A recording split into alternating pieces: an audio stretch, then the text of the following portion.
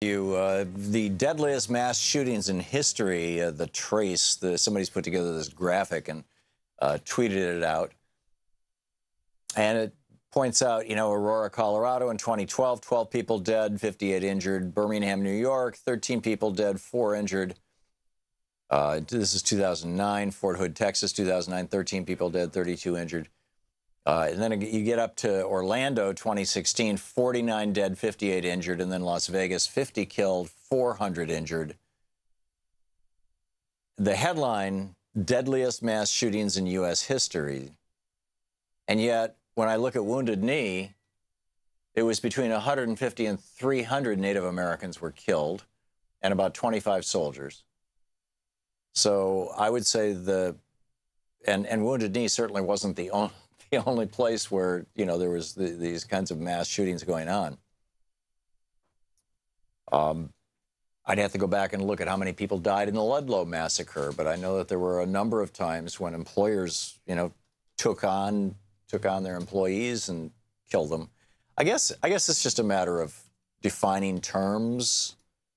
And, what it looks like to me is that this guy basically committed suicide and took a bunch of people with him. And that's usually what's going on with these kind of mass killings, is that the person doing the shooting is, their end game is to be dead themselves. Which leads me to wonder, there's this warning on these selective serotonin reuptake inhibitor class or family of anti-anxiety drugs or antidepressant drugs. The drugs that Prozac is probably the most famous member of that family, or maybe it was the first. But the SSRI drugs can cause people to have what's called suicidal ideation. In other words, fantasies, imaginations about committing suicide.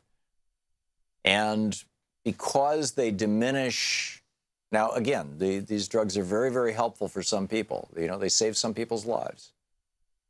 So, I'm not saying we need to ban them or anything like that, but over and over and over again, when we look at these mass shootings, we discover that the mass shooters were on one of these drugs.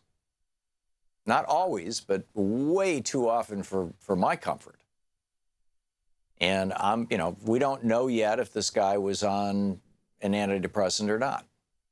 But about 1 in 10 Americans is right now, so that's pretty grim.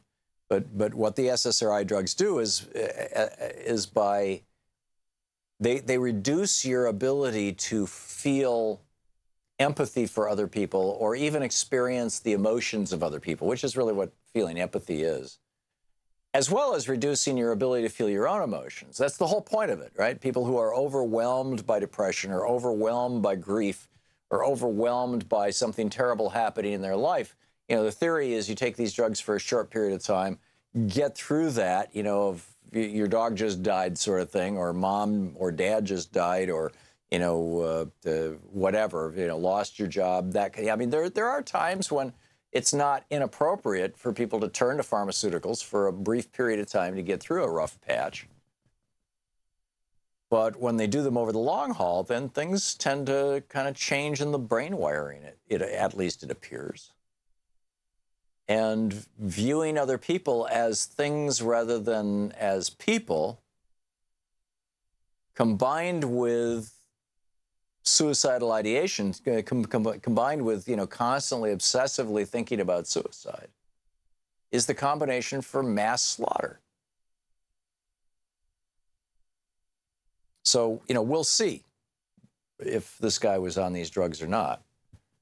But we keep having these incidents and we keep not having these conversations. And I think we should.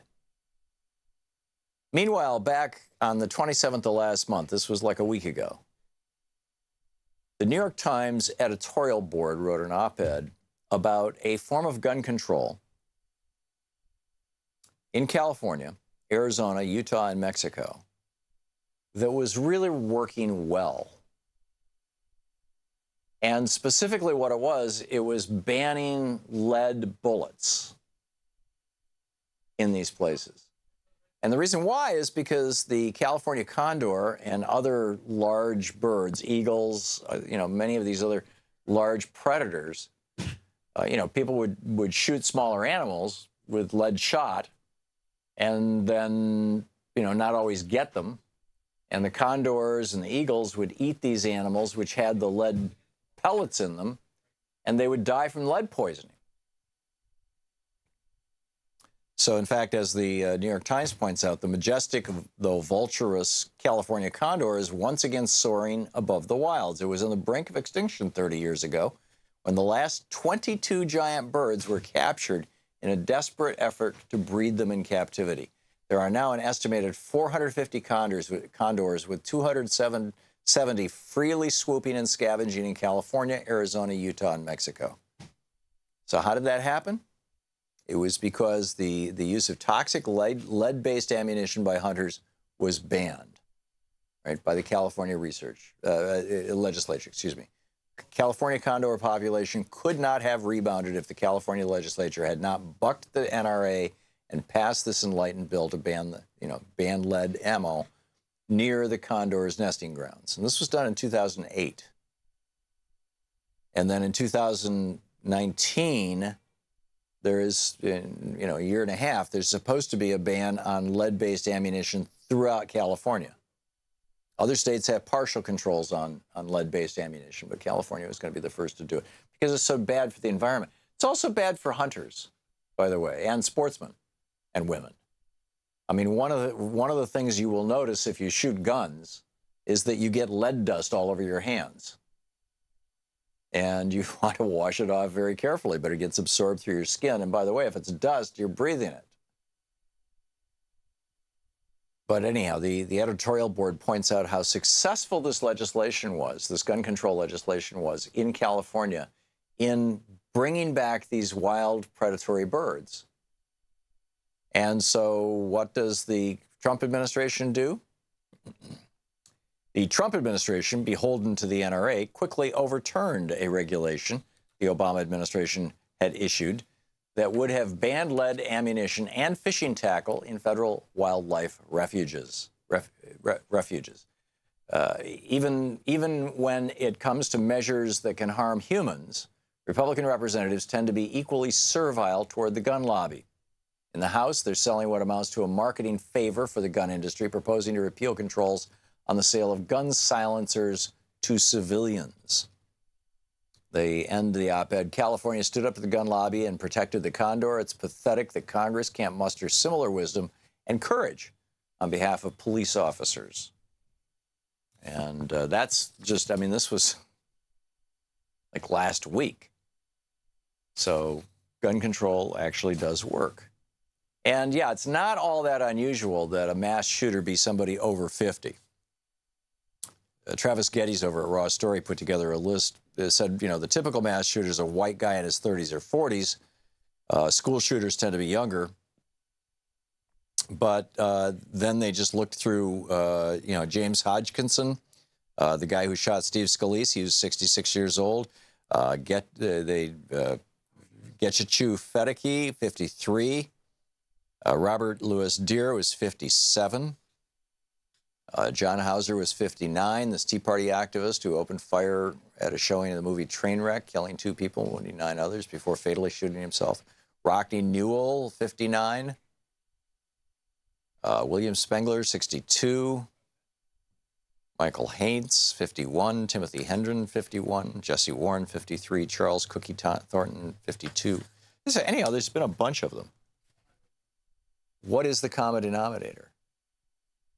I don't think it's, I really don't think that the pharmaceutical piece of this is at the core of it. I think that there's overlap there.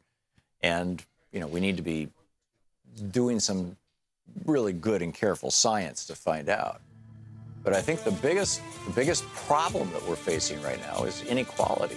Look at the work that James Wilkerson and Kate Pickett did with their books, The Spirit Level and Why Inequality Matters. And they found that as inequality goes up, so do homicides and so do mass killings.